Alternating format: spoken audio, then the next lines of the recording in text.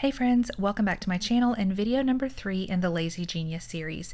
If you are new here, I will link to the previous videos in the description box, as well as all of Kendra Adachi's resources. She is the author of The Lazy Genius Way. Now, principles 4 and 5 are live in your season and build the right routine. So I thought this day in the life video would be the perfect backdrop to talk about these principles. But first, I want to introduce something that is at the heart of every principle in the Lazy Genius Way, and that is to name what matters. No matter what principle we're talking about, an overarching theme throughout the book is an emphasis to name what matters. This is only what matters to you and your family. What matters to me may not matter to you, and vice versa. But it's important to name what matters to you. It will almost always help you apply the Lazy Genius principles. An example of this would be something that matters to me is going to bed with a tidy house. Now, this doesn't apply 100% of the time, but more times than not, I would like to go to bed with the living room and the kitchen nice and tidy and ready for tomorrow. I am willing to stay up an extra 30 to 45 minutes and lose out on a little bit of sleep than to go to bed with a messy, cluttered, dirty kitchen or living room. But that may not be what matters to you. Sleep may be a top priority to you, and you can handle the cleanup stuff tomorrow. So you may choose to go to bed, whereas I'm going to choose to stay up and possibly even lose out on an hour of sleep so that I can go to bed at peace with the state of my house. Another example of naming what matters may make some of you cringe.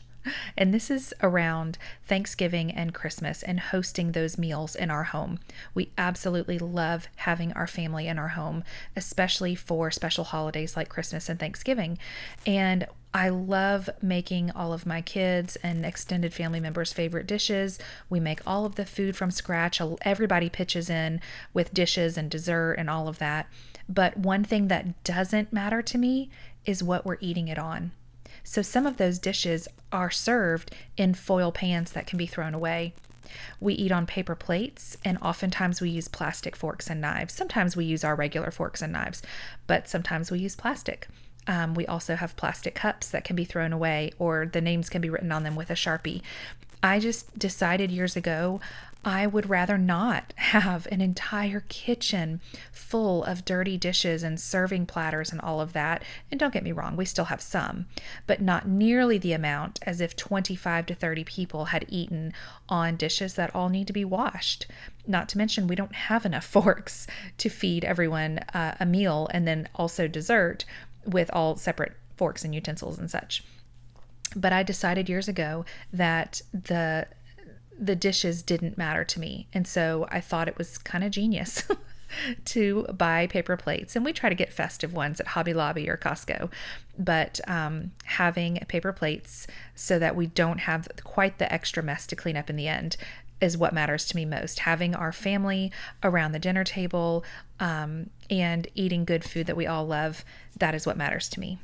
Okay, moving on to principle number 4, live in the season, or sometimes I just say live in your season. This principle encourages you to embrace the unique rhythms and priorities of each life stage and season. Living in your season is about accepting that life requires us to be flexible with our plans and our expectations, and recognize that things don't always go as planned. The first step to living in your season is to name it. Name the season that you're in. Are you caring for an aging parent? Are you sleep deprived with a newborn at home? Do you have kids doing travel ball with multiple kids, which means nights and weekends away from home? Naming what matters will help you identify what's most important to you in your current season, and then you can focus your time and energy there. For example, by the fall, my third son will be out of the house. If your kids are grown, you know what it feels like to have all of your kids back home at one time. I'm about to make an embarrassing but brutally honest confession. I do not like sharing my adult children when they're home. I don't. I never have enough time with them. So the last thing I want is to split what little time we have together with someone else, their friends or extended family. I know. Don't worry. I know this is a normal mama feeling, and I also know it's not okay. But what matters to me is spending quality time with all of my children, especially the ones that I don't get to see as often. And that means I drive up to Greenville, South Carolina to see my oldest son when he has a day off.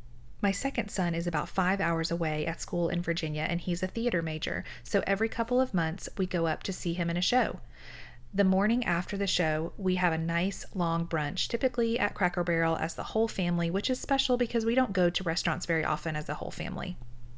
And when my third son heads 2 hours away for college in the fall, I'll make the occasional trip up to see him, to take him to lunch and bring him some treats from home.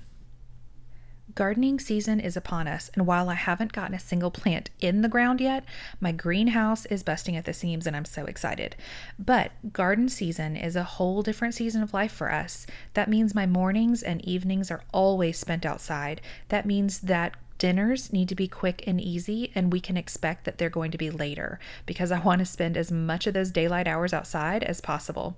It also means that I'm probably not going to shower until later at night, sometimes right before I get into bed. And finally, it means that I'm going to have very subpar fingernails for the next couple of months. I can't expect to have the same daily rhythms in my home in May, June, and July as I would in January, February, and March. My school kids will be finished up with school in less than a month, and I am so excited. We are making our plans now for our summer bucket list, trying new recipes, lots of days by the pool, day trips to visit friends, and outside movie nights with hamburgers and hot dogs. Then, when August rolls around and we're buying school supplies and preparing to ramp up into another school year, I'm always ready. Maybe you're caring for an elderly parent or a loved one with Alzheimer's or dementia. Name what matters in this season. Maybe you pick some self-care rituals that you normally wouldn't just for the sake of your own mental health. A meal service, a house cleaner, a bi-weekly nail appointment. You won't be in this season forever, but you do want to look back and be proud of how you lived in it. And that leads to principle number 5, build the right routines. Some people cringe and pull away at the mention of a routine, or maybe you're confusing routine with schedule. A schedule is when things happen, and a routine is what things happen. A schedule might look like waking up at 6 a.m., having a meeting at 9 a.m., and having lunch at noon. But a routine is more about a regular pattern of activities, not necessarily tied to exact times. There can be a lot of freedom in routines as well. I tend to feel stressful on Sundays thinking about particularly busy weeks ahead. But I've built a safety net into my Monday routine. My Mondays are at home for a reason. No appointments, no errands, just a full day at home to get a jump on my week. I kind of set office hours for myself for returning calls and emails. I do food prep, meal planning, possibly laundry running all day, but I love it because I can put my mind at ease on Sundays, recognizing that there's time for all the things on Monday. Being a lazy genius means you're allowed to care about what matters to you, and building the right routines helps you do that. Maybe meals around the dinner table matters to you, but you find yourself scrambling every night at 5:30. Maybe the ability to work from home matters to you, but you find it so hard to focus and get your tasks done.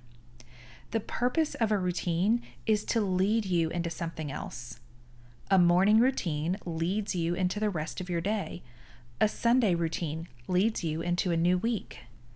An evening routine leads you into resetting yourself or your home for another day. A work routine leads you into reasonable productivity balanced with much needed breaks.